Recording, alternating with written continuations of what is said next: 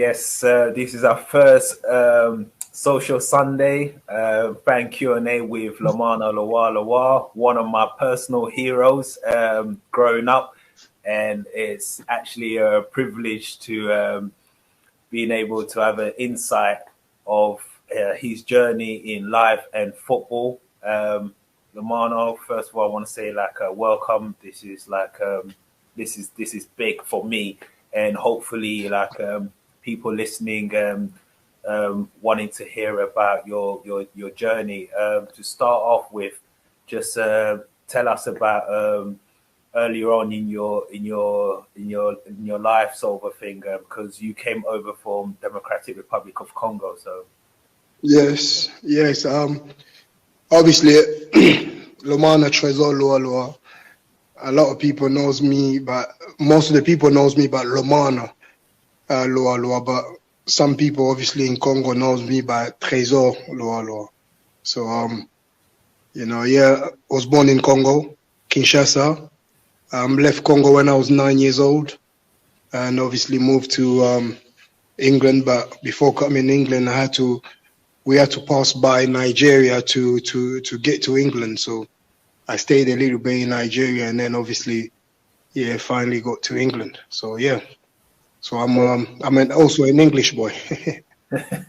When you got to England, and obviously you had to go to school and all the stuff.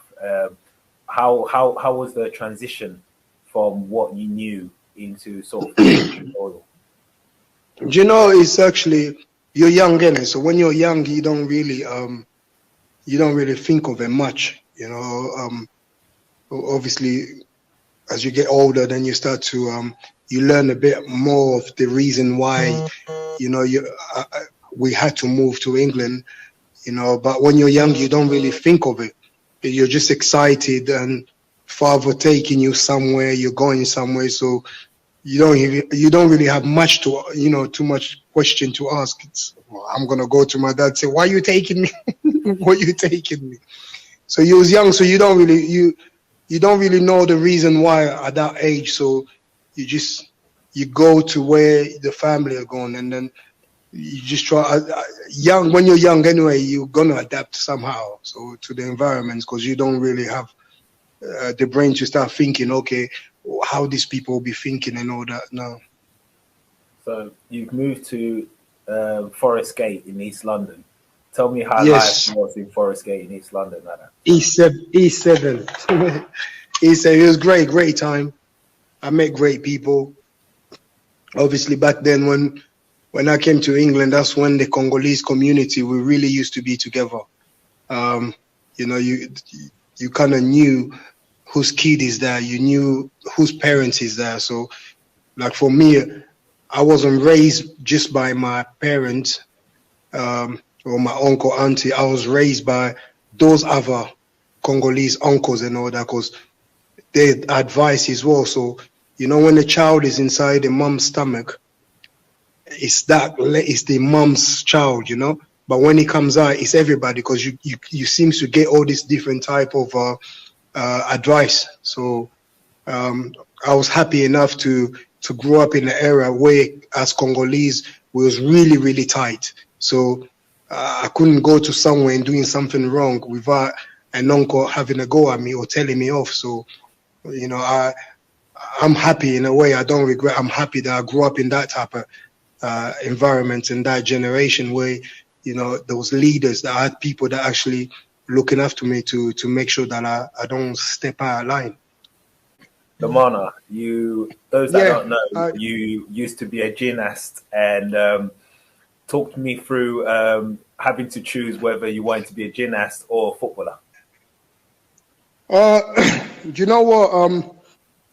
My dad was a footballer in Congo, and what really made me not like football, because I never liked football.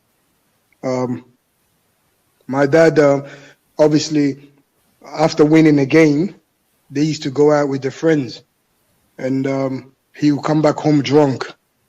So he would start causing trouble. Don't get me wrong, it's not like that's my dad. I love my dad, obviously, rest in peace. I love my dad to bits. That don't change. nothing what I'm saying, but it was just part of a learning thing for me, and also was for my dad to learn certain things in life. So my dad used to come back drunk, and then he'll start causing trouble and just starting on mom.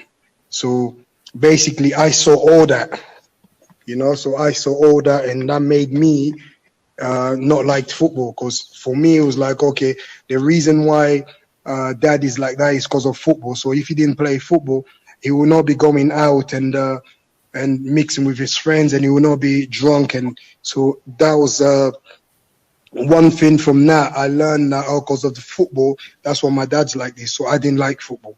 And another thing, it was like, obviously, it was like, okay, my dad being horrible, I'll never be like that to a woman, So, and I made a promise to my mom then that I'll never take alcohol, I'll never drink alcohol, and I'll never, mistreat a lady and things like that. So yeah, so it's part of my learning things. From that, I learned not to like football. I hated football.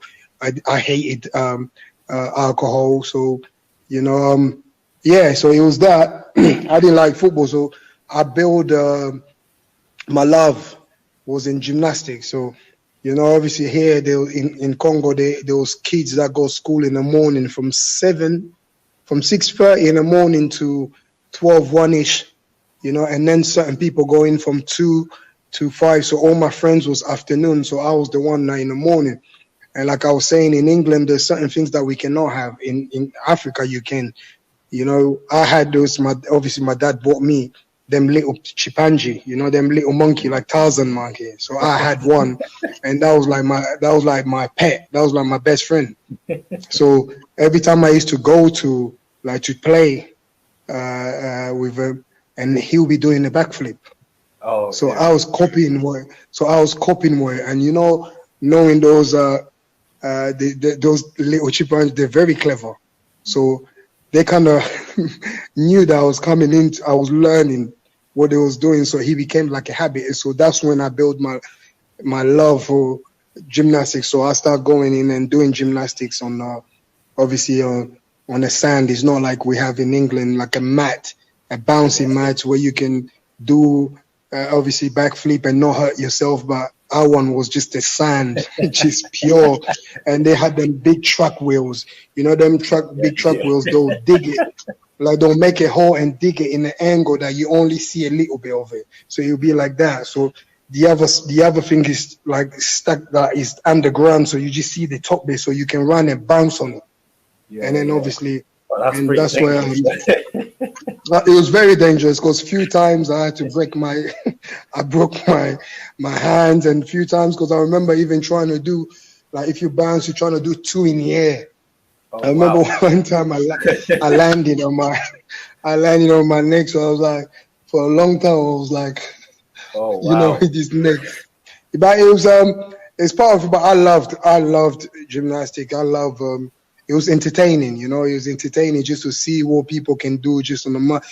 I always used to call myself like a little ninja, because really and truly, I really wanted to be a stuntman. I wanted to do stunt, and that was part of the reason as well. So I started learning in gymnastics, and then I started learning martial arts and all these different things. Like that's what kind of helped me with my balance. Okay. Well, this I want to know is, talk to me about Lua Lua, the name Lua Lua. Where did it come from? I tell you a funny story, yeah. When I was in school, because I grew up with people call him obviously Daniel. I know him as Dan, and Daniel Footsie. People know him by the name of Footsie. Rest in peace. His dad just passed away. I saw that. So Footsie. I grew up obviously in Nakana, when you talk about D-Double, we all grew up together and all that. So like I said, I never used to, in school they knew me by the name of, people call me Lomana. I wasn't really using Lua Lua. So it was Lomana, people knew me. So, and they knew that obviously my first football game I ever went to watch was Joe Cole. West Ham, because everybody used to compare my skills to him. Remember, because even Footy was a baller, you know. Footy used to play football. Very good player, and he was playing for Charlton and England. And obviously, a cousin of mine, Candol Trésor, was playing for Luton, I think, wasn't it? Luton. So, but we used to all play in a district team. In that district team, they had the likes of Kemi Izet. There was, I remember Jermaine Defoe. But I was the only one that never played for any club. I just used to turn up and play. So when I was in school, people knew me by the name of Lomana. So when I went to people, I was comparing my skill to Joko. So I went to see if that hype, you know, people were saying he's skillful, to see if he was really. But he was really skillful. But I always says that he's technically good, but he's not on my. That's why that was me. That's my opinion. That's why I was like, nah, he can't be on my. And especially I had one of my best friend, Michael. They used to say to me, you know what, Lomana, yeah, you're gonna make him, and all them players ain't got nothing on you. You know, I used to play with the likes of Tox, all of that, all them like, and so he feed me into this guy, and not on my level. So when I moved to Colchester, because back then they used to protect players. So I remember my granddad always says that I was special. I'm gonna make the family proud, but I never understood what he meant by that. Because my granddad's name is Lua Lua. You know, so my family name is actually Lomana. So, because I had that middle name, it was like Trésor Lua Lua Lomana. So, when I end up getting that opportunity to go to culture, so I said, you know what, I'm not going to put the name Lomana, I'm going to put the name Lua Lua. And that's why. So, every time I was going back to East, and all my friends would be asking me, oh, rah, tell me, because, you know, obviously when you do work, back then they used to protect players. So, they'll write about a player's name, but they'll never put a picture of you. So, all my friends would be like, oh, tell me about Lua Lua, man. They said this boy is the next big thing. You know, good player. They said he's very talented. And I'll be like, I am Lua. They was like, nah, come on. We know you're good, bro. But who's it? But it took a long time. It's only until obviously Newcastle and them, well, I was looking around, and then they end up putting my picture. And then my friends like, oh, so you're Lua. How come you're Lua? What happened to Lomana? I say, yeah, but that's my name. I just used it. So it was crazy. So Lua Lua was given to me. It's a name. It was my granddad's name. He gave me that. He somehow, I don't know, them old people, they see different things. So he always thought I'll be special. I had that special talent. So for me, it was a privilege. Like, obviously, my dad used to tell me what my granddad was saying about me. And yeah, so I just wanted to put that name there and to just be different, you know. So yeah, so that's where the name came by. It's my granddad's name, so I wanted to make him proud if he was alive. But obviously, unfortunately, he never got to see his grandson obviously progress and take it to another level. Regarding Colchester, before you went to Colchester, you actually went to college program. Yes. Is that right in saying? Yes. Talk me through going to college program, how that felt, and how the move to Colchester came apart. Like I say to you, listen, I'll never. Okay, it's God. It's obviously God wills. It's God's plan. You know, what we want ain't always how God's plan to be. You know, God's always had a different plan for us, and no matter what, we will always end up doing what the plan that God had for us. So, like I said, I didn't like football. The only reason I played football was to impress a lady. If it wasn't because of a lady, you know, I remember I had a crush on one of my school friends, one of my very good. It was my best friend at that time. Obviously, we all gone different ways. Her name was Ifat, and yeah, so I wanted to impress her.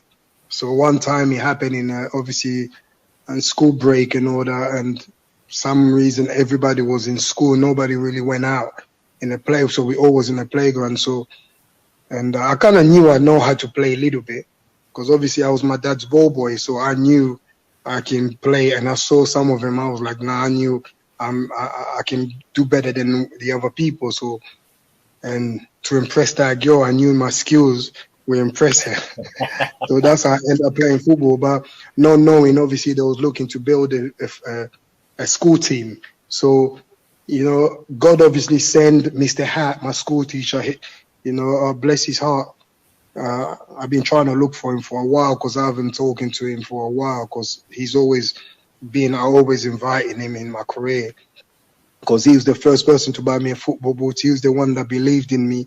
He's the one that, with my best friend Michael, put in my head that I'll make it to the bigger stage. So, if it wasn't him, I'll probably not be playing football now. So, yeah, so it was that. And from school, obviously, he contacted a person in the college that I was going to. So he told him that, Lomana likes gymnastics, but don't push him into football. Just push him into football.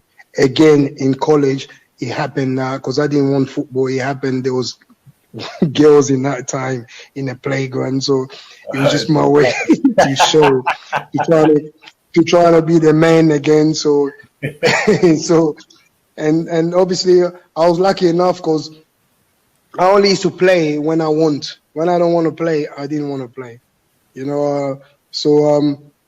Yeah, I remember we had a game. Obviously, it was college. I was going college. It was education for me because I was doing performing arts. I wanted to be an actor or like into music and things like that. Like I said, I wanted to do stunts. I really wanted to get into stunt and doing stunts and things like that. So I was doing media studies and I was also trying to do like performing arts and things like that. So, but from that school, we somehow got into semi-final, if I'm not mistaken, and it was against a team in Colchester, and obviously the scout was a Colchester scout. So I remember because certain games, the coaches will look at me and say, "Yeah, I don't think you're up for it. You don't look up for it, so we keep you on the bench." It's only when we start losing, I was like, "Okay, put me in." So I remember that game. I took a ball and then I went past everyone and scored. And then the scouts, because he was a referee, goes, "Oh, that's lucky. You can't do that again." I said, "Oh, yeah. I took the ball again. I done it." And he was like, "Oh, you need to come. I'll take you places." I was like, "Yeah, whatever." Because before then, our school teacher took me to West Ham. I went to Luton and I went to Leighton Orient. And they always played me with little kids. When you're going there, because I never wanted to play football with people my age, because I just feel like they're not on my level. That's the mentality I have. Like, why are you playing me with people my age? I can play better. I can play with big men.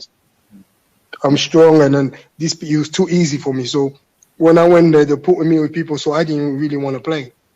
So I wasn't showing my best. So they said, no, go. So when the scouts asked me to come, I was like, "Oh, hold on, I went to these clubs, I never got in.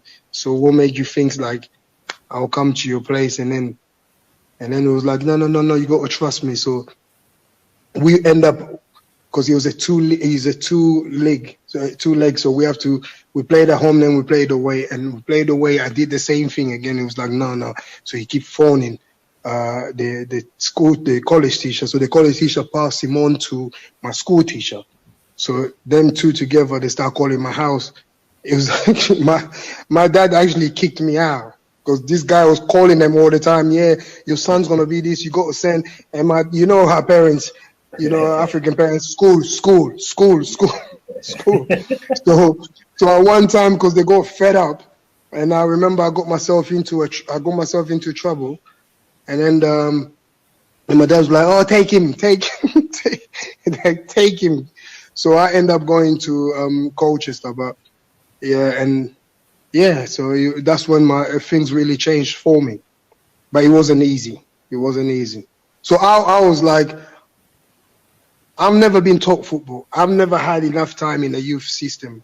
It was only a short time. So I learned football the hard way. I was lucky enough to have certain people, even Jeff, the scout, he played a big part in my life because he took me in his house. He took me like his own son. So he started teaching me certain things. So he made sure I stayed with him so I can learn. So I had a short time to turn me into a pro. But obviously when we was in Colchester, that youth schemes that we do helped us because back then it was like for discipline. because we have to clean boots, we have to clean the changing when the first team plays. When the first team plays, you had your players. You know, the best thing about it was at Christmas this time, because you know they'll give you money, they'll give you whatever. Yeah.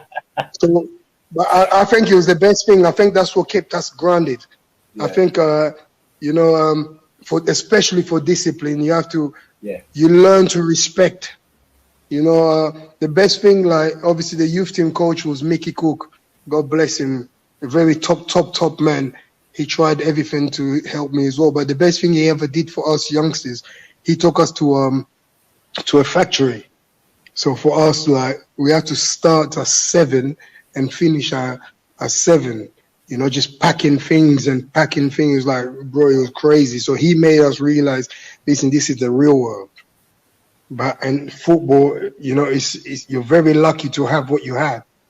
So you kind of, it's like it gave you an option, like a choice. Okay, do you want to live in this world? This is the world that you're living in, or that, you know, so you have a choice. So I think for me then it was the best thing.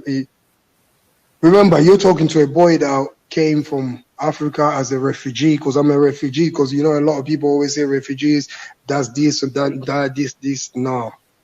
You know, there's certain refugees, we don't come, or I'm sure our parents don't come to a different country or bring us there just to do bad things. No. I don't think nobody goes somewhere to try and, well, in this world, there's crazy people also in this type of world. For me personally, growing up, I know that in majority of the Congolese households, if like you was a naughty kid, every parent used to say to us, if you don't back up your ideas, you're never going to be like Lua Lua. And because obviously you was the first sort of Congolese athlete to come out of East London. For us, it was big. You was like an ambassador for us at that moment of time when you went into Colchester. How did you feel? Did you feel that pressure? Did you feel it, or did you not feel it? I'm actually, you know, I'm happy to hear that.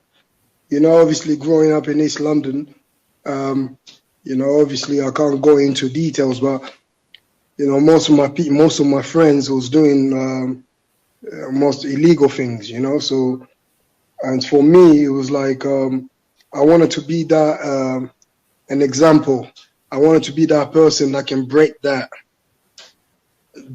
chain, like to show him that if I can do it, you can do it.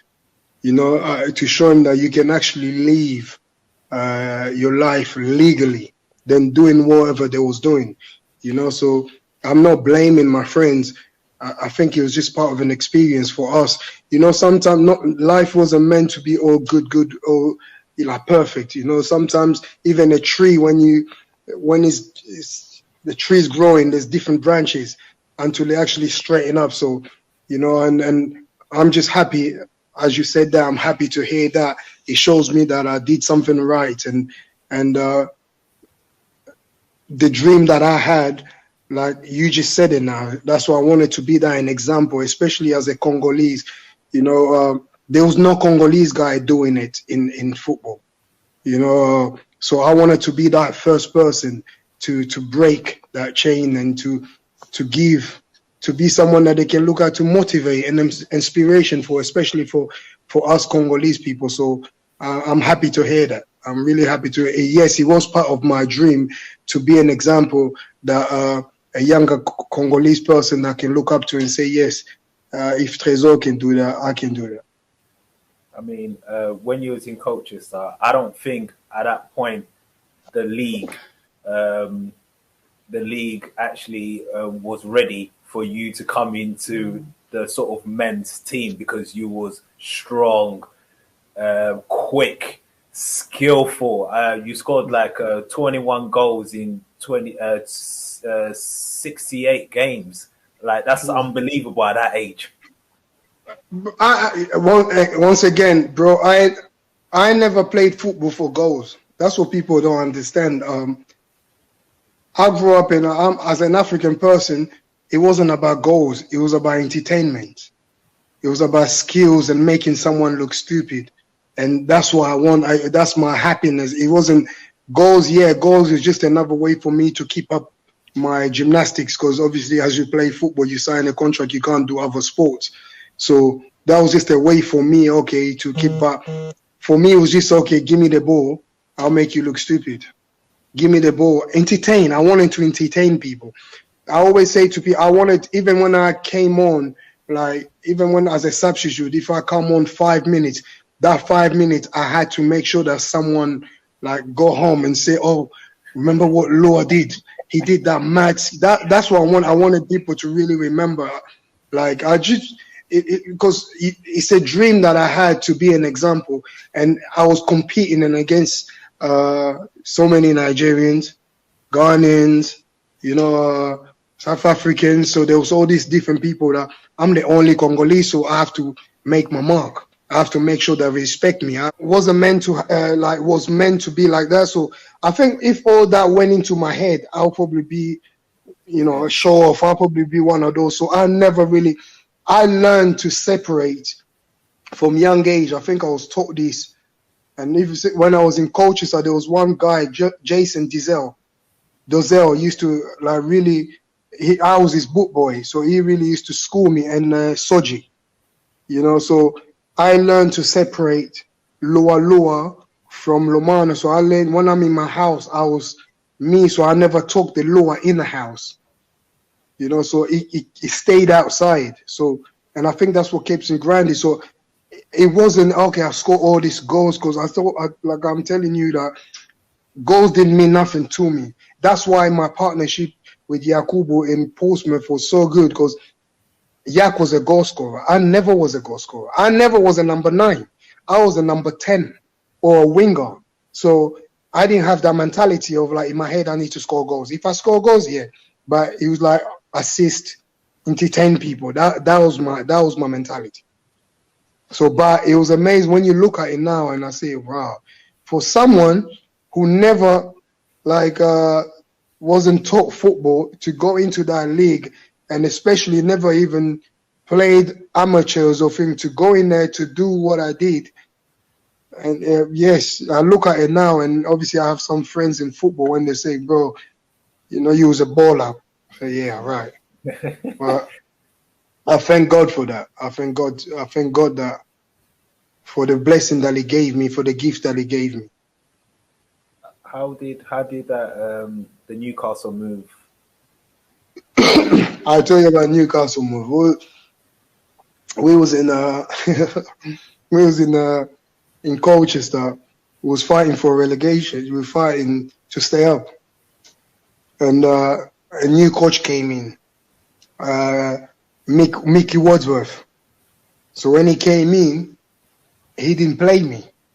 So I was vexed. This guy just came in and suddenly changing the team and being young. So I'm just one of them scapegoats. So he using me, just why take me out? There was different people there, but why me? So I was vexed. And one day he decided to start me. And I think it was Southend or some, I'm not too sure who played. But we was losing. We was losing 2-0, I think. And then but I wasn't playing good because I was mad.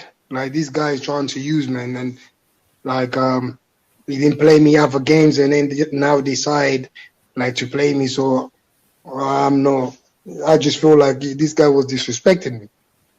So I wasn't giving it all. So came in halftime. Now everybody was inside.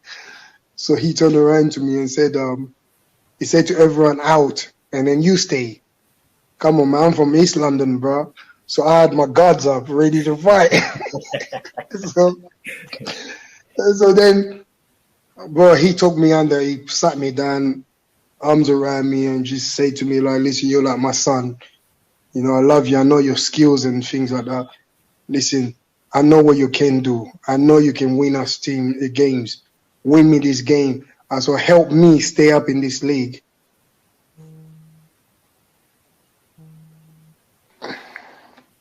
Can you hear me? Yeah. yeah, so he's like, help me stay up in this league. And I'm going somewhere. I'm going to a big club. And wherever I go, I'll come back and take you. So I was like, yeah, right. You're just saying this for the sake. He says, trust me. And then he showed me a few clips. I saw some of the videos with Alan Shearer when he was training, like England under 20s, and he was out a few times. So I was like, oh, okay. And then I think after we went out, we won that game. So, and then we went to strength to strength. So he started playing me all the time. And then he left, but we stayed up. And then obviously I started hearing like Sir Bobby was coming to watch my games and things like that. So he kept his promise basically. And I was actually bought to go Tottenham because I'm a Tottenham supporter. I love Tottenham because East London, all my friends was Hammers. So it's either your West Ham supporters or Tottenham or the Orient. The Orient obviously was a small team, so but I used to love players, the Rue Fox who play for Tottenham, Ginola, Klinsmann, all these people was exciting to. So I used to love Tottenham. I just wanted to be different to my friends. So it was for me it was just a banter. Like we can't all just be hammers. You know what I mean? Even though I used to love some of the West Ham players, like Bishop was one of my favorite players. Yeah. So I was actually on my way to Tottenham. Tottenham actually came in for me, but then sadly I called him and I said to him, listen, you promised me like this, and then he says, what's happening? I said, well, now I'm going to sign for Tottenham. He said, no, you're not. And the next means I know that I was on my way to Newcastle. So he kept his promise. That's why in life, I say you always 50-50, give 50, you get 50, So, and I learned that from Harry Redknapp, yes. Yeah, Lomana, like I said, you've scored 21 goals in 68 games for Coaches on fire. Talk me through that period of time when you score them goals and into your next move. Even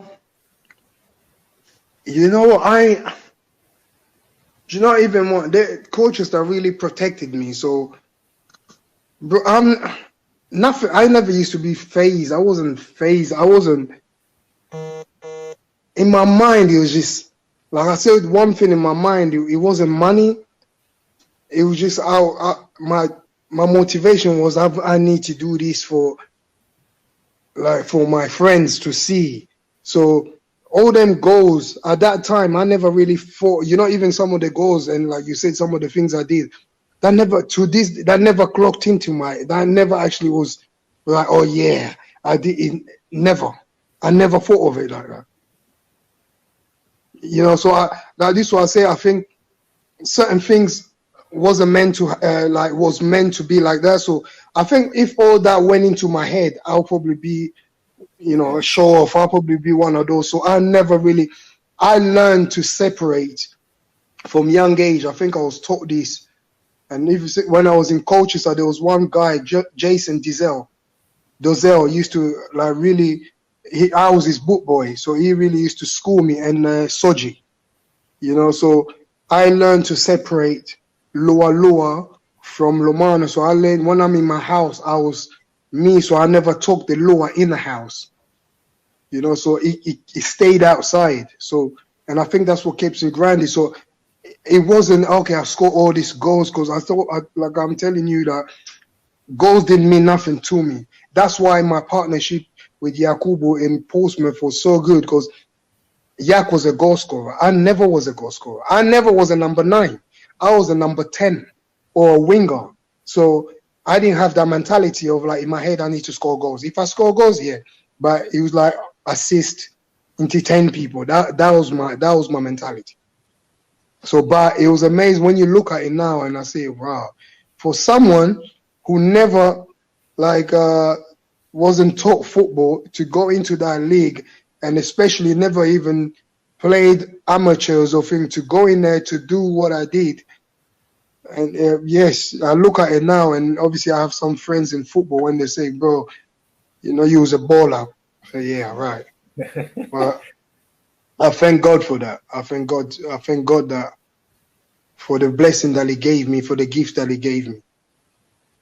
How did that the Newcastle move? I'll tell you about Newcastle move. We was in we was in Colchester. We was fighting for relegation. We were fighting to stay up, and a new coach came in, Mickey Wadsworth. So when he came in, he didn't play me. So I was vexed. This guy just came in and suddenly changing the team and being young. So I'm just one of them scapegoats. So he using me, just why take me out? Those different people there, but why me? So I was vexed. And one day he decided to start me. And I think it was Southend or some, I'm not too sure who played. But we was losing. We was losing 2-0, I think. And then but I wasn't playing good because I was mad. Like, this guy is trying to use me, and then like he didn't play me other games, and then now decide like to play me. So I'm not. I just feel like this guy was disrespecting me. So I wasn't giving it all. So came in half time. Now everybody was inside. So he turned around to me and said, he said to everyone, out, and then you stay. Come on, man, I'm from East London, bro. So I had my guards up, ready to fight. So then, bro, he took me under, he sat me down, arms around me, and just said to me, like, listen, you're like my son. You know, I love you. I know your skills and things like that. Listen, I know what you can do. I know you can win us games. Win me this game. So help me stay up in this league.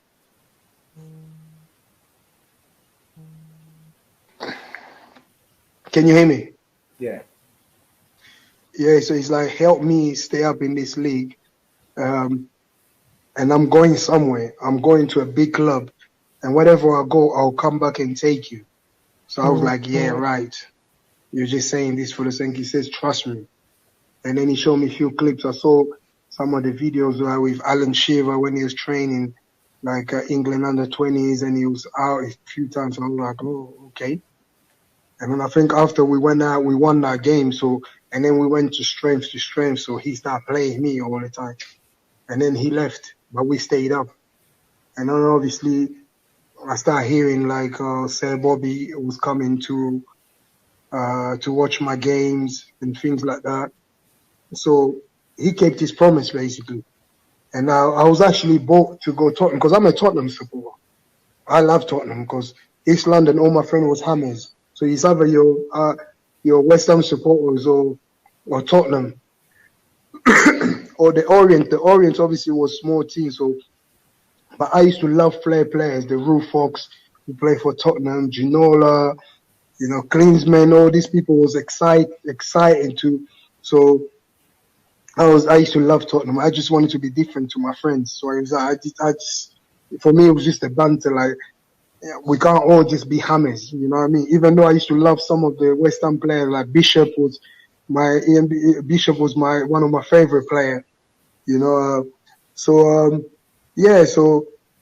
I was actually on my way to Tottenham. Tottenham actually came in for me, but then sadly I called him and I said to him, listen, you promised me like this, and then he says, what's happening? I said, well, now I'm going to sign for Tottenham. He said, no, you're not. And the next means I know that I was on my way to Newcastle. So he kept his promise. That's why in life, I say you always 50-50, you know, give 50, you get 50, you know. So, and I learned that from Harry Redknapp, yes.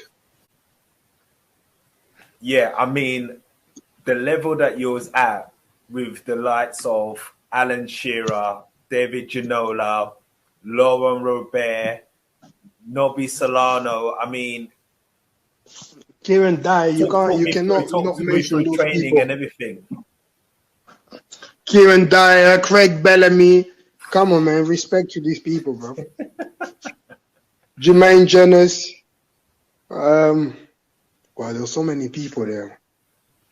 There's so many.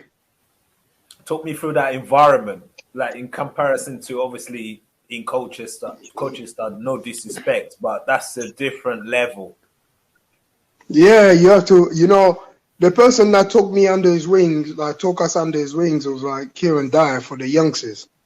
Me, Amiobi, Jermaine Jennings, Kieran Dyer was just someone that obviously knowing Ireland, because obviously I was the club captain, but our captain, players captain was Gary Speed, Rest in peace, Gary Speed. Gary Speed was second to none. He was amazing. Obviously, with Sir Bobby, if I start speaking about him, I get very emotional. So he's on another level. But Gary Speed was like it was players captain. He was really had time for players. I'm not saying that Al didn't, but I'm just saying. But Gary Speed had so many time for us. So it was just a different level, man. It's another level. It was just from the car park. You understand that he was on another level from the training ground, the pitch. It was amazing. I It mean, was really amazing.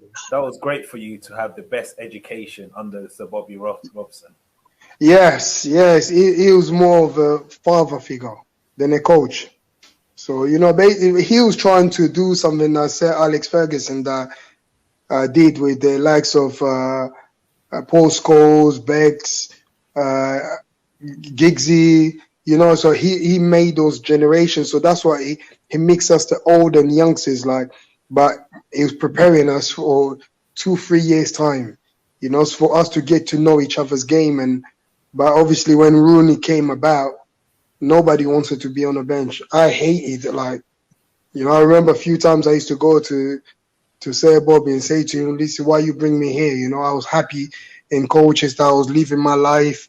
I didn't complain about nothing. So you bring me here to sit me down on a bench. You play me.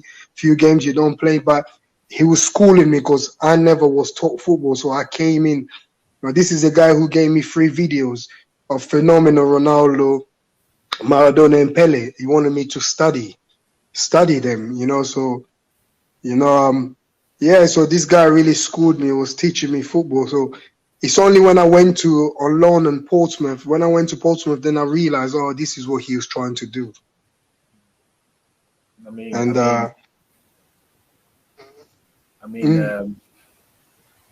that's every kid's dream. But you lived it. Champions League, hearing the music, yes, seeing them people waving that imaginary ball in a semicircle. How was yeah, that? Was it goosebumps? How was that? bro. Well, when I was in Newcastle, it didn't sink in. For me, it was just a normal competition. But it's only when I went to Olympiacos, then I realized it's the song, the beginning when they say, that's when I realized. But at Newcastle, I didn't understand. For me, it was like, oh, that's just just same as anything else, So with you progressing in sort of like in Newcastle, that's a big stage. So then that sort of gave you the sort of like worldwide sort of like everyone knew who Lua Lua was. So back home, you had that decision to make whether you're gonna play for England, France, or Congo. But you chose Congo. So what came about with that decision?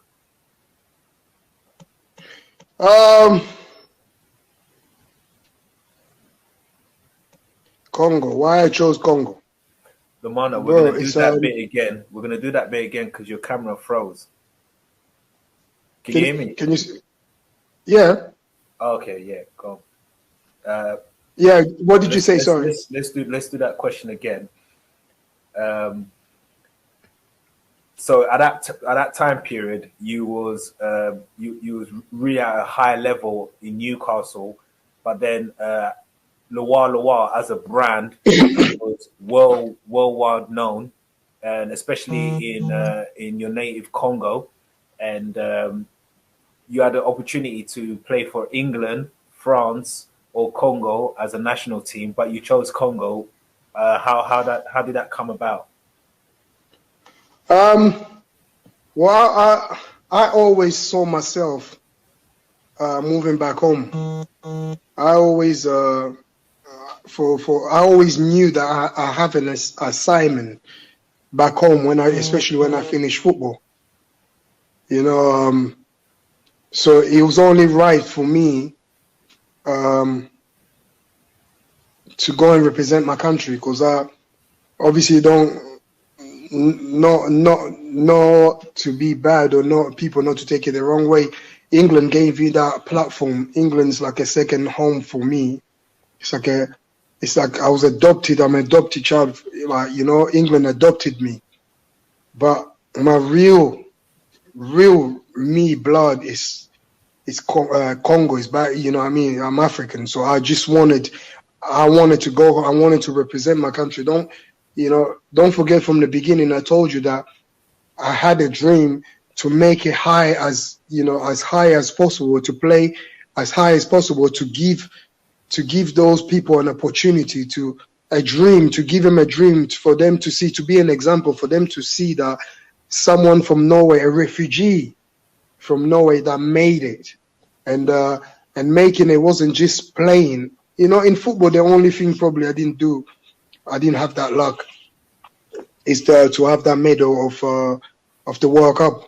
You know, and for the rest, I played in every competition that a player that wants to play. So, you know, I just and playing for Congo, it was like, okay, I need to give those local players a dream. They can actually do it. So my dream started just for the people that I was around in East London, in London.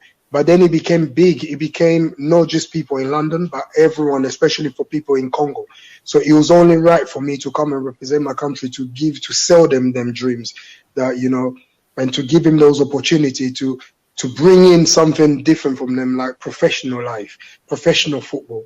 So, and that's why when we was called up, I think me and Amiobi for England, I was called up for England when Ericsson was there. And that's why I said, no, I've got to go back home.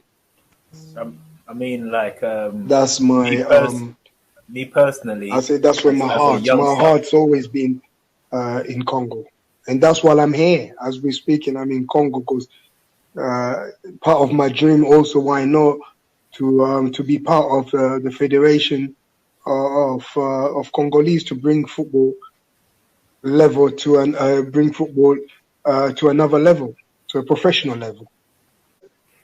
For me personally, as a youngster in QPR, choosing a nation, Congo was never really an option until you sort of went over to Congo and sort of like made them established and things like that, because I think it was only Shabani Nonda who was playing outside Congo at the time period that you was playing in Congo. So you really... There was me, there was Shabani, there was also one, Jason Mayele, he was playing in Italy.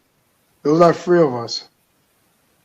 But from East London, from London, so from London, UK, it was only me, and it was only me. Yes. For the UK, don't forget, before me, there was one guy, one big bro, Michel Ngonge. He was playing for Watford. Okay. But he never took it to another level, like obviously, like to represent Congo like I did. Because obviously I studied him. I saw a little bit of what he did because I had to find, but they wasn't talking about him. Like, no, I don't think many people even know that, because into people's head now, they'll probably always say that Trésor Lua was the first Congolese. No, there was another guy, but he wasn't from London. He was from outside London, but he didn't make a big impact like I did. So I studied him and I said, okay, I'm going to take it to another level. And that's why people always say, oh, the first Congolese, because obviously God blessed me and I took it. But I studied him and I said, nah, he's not doing what he's supposed to be doing. He's not bringing no image of Congolese people. So, I mean, on that subject, I want to highlight what you've done regarding charities and the whole foundation in Congo is unbelievable. Like literally, like how did you? Is it something that you wanted to do, or is it something that when you went to Congo, you thought, you know what, I need to do something here? It's a mix of both. It's something that I always have that connection, especially with fans. Every team that I played for, I always have a connection with the fans, you know. And but I always was the type of, even from school before football, I always look out for people. So I always wanted to give back. So it's amazing when obviously when I was in Newcastle, even in Colchester, I was doing a lot of community work. So it was always easier for me. You know, certain times you meet certain people, especially when I went to Newcastle. That's when I realized, wow, we're actually blessed. And you know, it was like asking myself question always, like, do we have this? How can we have so much power and influence on people? You know, I remember there was one boy that had cancer, had 3 weeks to live, but I was one of his favorite players. So I went, you know, they were sending me letters all the time for me. He wanted to, I think his last wish was to meet me, you know, so they were sending me letters for a long time. So I wasn't really going because obviously I was going through hard time at times when the manager wasn't playing me. So I was upset. So I didn't really look at my post and things. So when I did, I saw a letter that they've been sending me letters for a long time. But anyway, I went to visit the boy, and the boy had 3 weeks to leave. But when I went there, it went on for about 2 months until I moved to Portsmouth, and then obviously the boy passed away. And yeah, so from then I realized, then we actually have something that we should give back. You know, I was a boy also used to support Tottenham. I remember when I used to go in Tottenham training ground waiting for people to sign autograph, and Sol Campbell used to just drive past. He never stopped because he was one of our favorites. And from then on also made me realize, now, always should have time for people. And that's what made me, okay, sometimes I buy things that I don't really need. Sometimes I spend money on things it's not even worth it, but that money can go on toward helping someone and better that person, or you know, and just trying to help. So that's when I started the foundation. So when I started, I was visiting hospital, going to elders people's home, supply things for them, beds, food, going to school, giving like tours, what they need. But one thing I did realize when I was going to certain orphanage, which I was calling them like hotels, you have like a kid that will sleep but wake up in the morning and just go and do the same thing outside, just steal and do whatever and just come back and sleep. But there was no schooling them, no education and telling them to stop. We have one problem in our country, it's mentality. People live in other people's pocket. So instead of them actually working, not everyone, but majority of them. So instead of them working, it's like, okay, I meet this person. When I see this person, I'll do my program on his pocket. No, you can actually go and work. So this is what I'm doing now. It's been a while that this project I had. I bought a land. I secured a place just to make sure nobody comes in and steal or do something. So we put the wall around it. The design already and markets, the design what we want in there. So yeah, so we're looking to build an orphanage. We're also asking people with good hearts who always want to help, and with that helping hands, we're looking for sponsors and donation people to donate, because with everything I did in football accomplished, building this orphanage, it will be on top of what I did in football. Giving them a platform, but it's not just a sleeping place. Like I said, it will generate itself. It will be a mix of boys and girls and kids. So, we're not going to wait for someone to come in and give us something. Once it's built, so we're going to start generating, like the girls, they'll be learning how to sew. So whatever they're sewing, they'll go out and sell it, so money will come back to feed. So the boys, they'll be going over the boys will be going to farming, like, you know, obviously doing farming and bringing food, and then we're selling things to generate, you know, and at the same time there'll be education. We'll partner ourselves with certain school, you know. Also there'll be people coming in like to teaching them, you know. So by the time they'll leave that place, they'll be ready to face the world. So they'll be ready to have a place. They'll be ready to work hard, you know. And so we're teaching, we're raising kings and queens. So when they go out, they're ready to fight, to face the world, not just they sleep and then go outside and steal and then come back. No, it will be a learning things for all of them and all of us in there. So, like you said, we'll be raising kings and queens. So there will be also babies. There's also babies' place, because there's also babies they're being abandoned on the street. So we want to take that and give them that platform and show them love, because that's what the orphanage will be called. It will be called Love and One Love. Well, you know what? That's fantastic, and I hope that's really successful. Just on a side note, regarding like you said something about you used to give people time. For myself, when I was like a young scholar at QPR, you know I used to call you and text you a lot.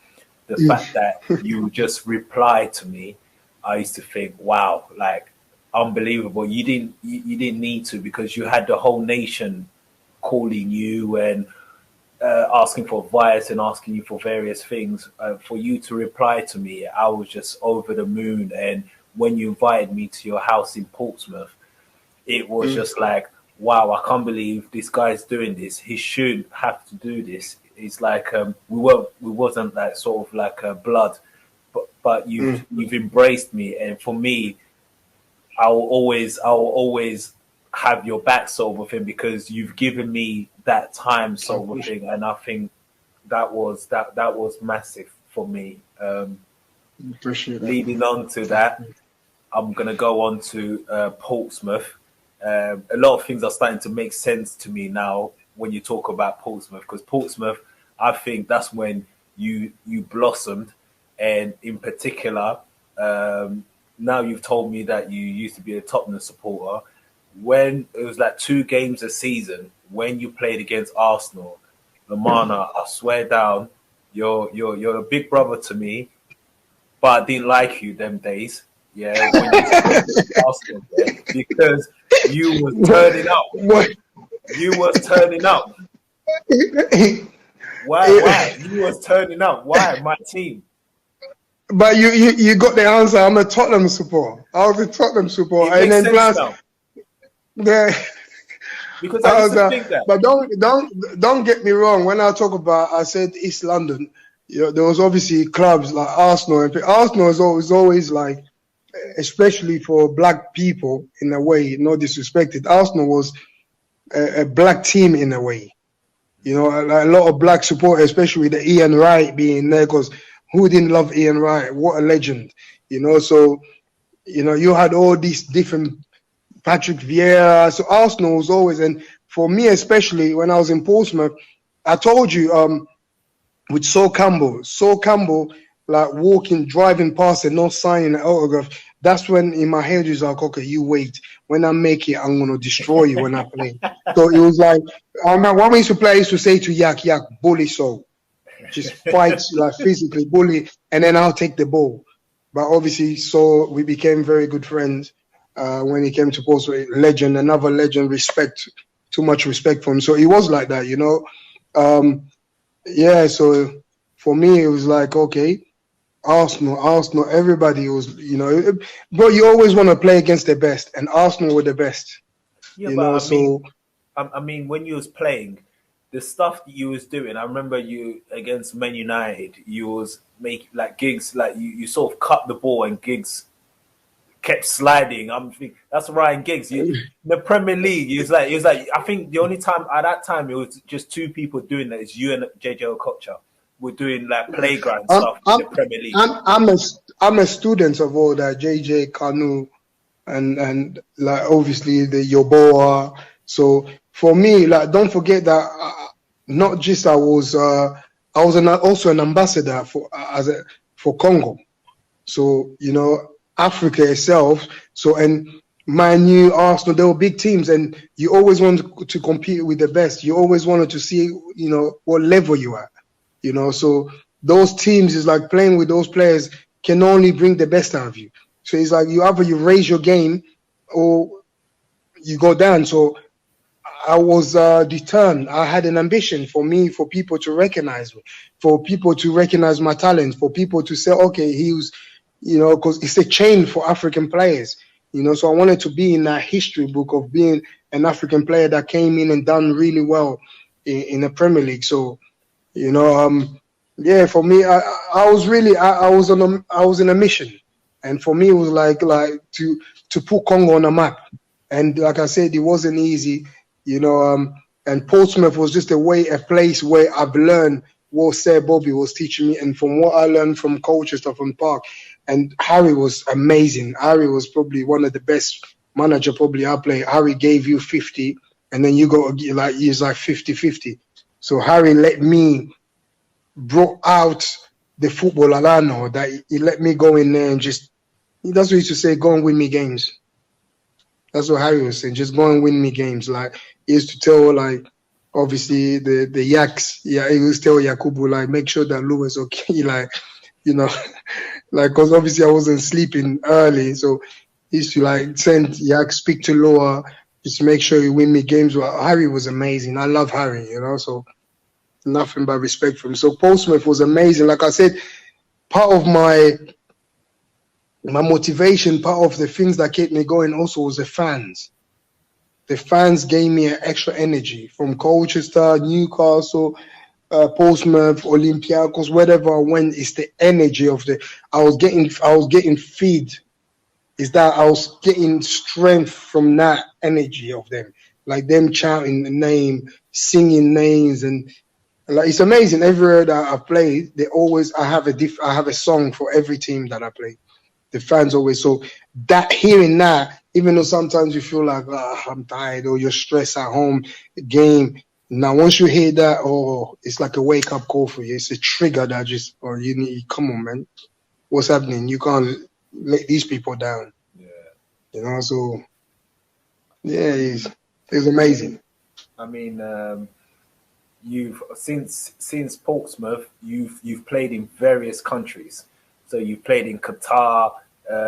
You've also played in Europe as well with Olympiacos and in Cyprus. So Greece, Cyprus, Turkey. Well. How was all of that different to sort of like playing in England, and what experiences did you gain?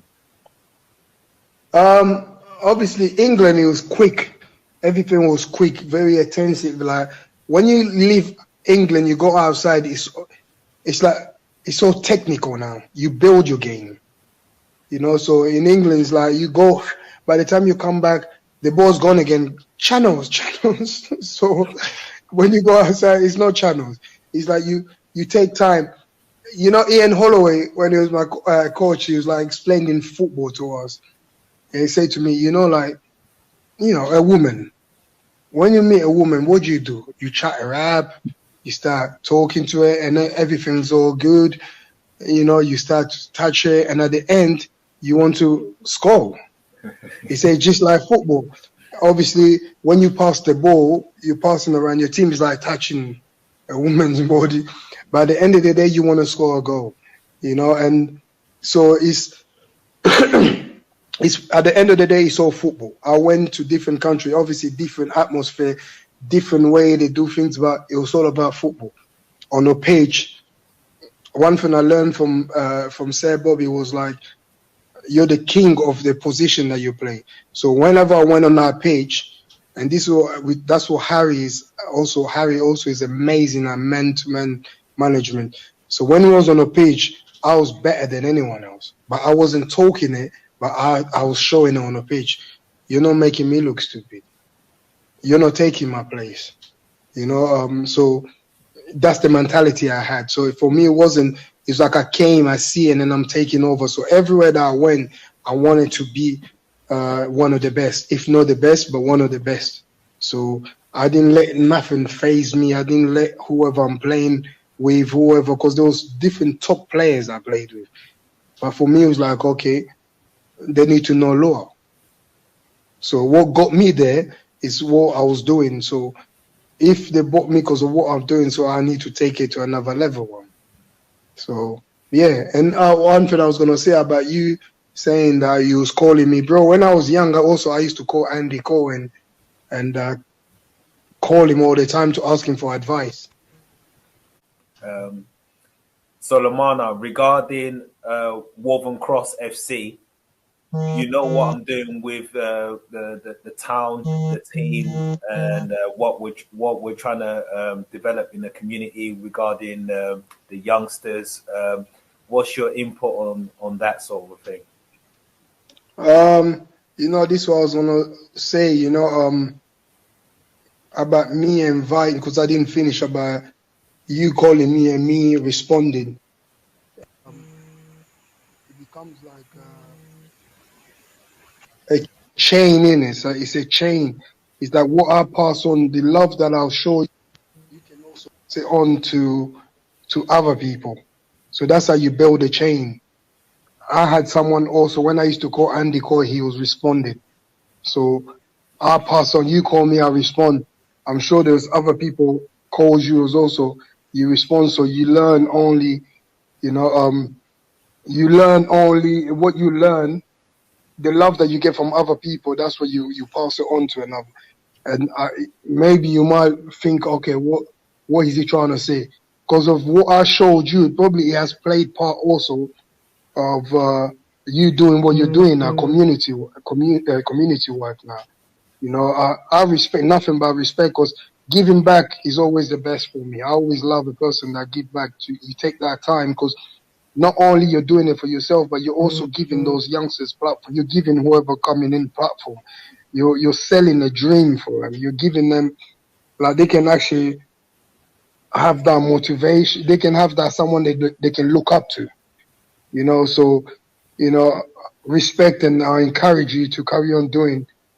Sometimes you don't. It's gonna be hard to start with. Like, nothing was meant to be easy anyhow. It always starts hard, but then it gets easier. So it's an ambition that you had, like I said to you before.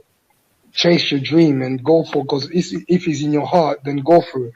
An orphanage, I say to God when I do my prayer, I say, please God, don't take me out on this world. Don't let it be my time without me building that orphanage. And I'm gonna build that orphanage.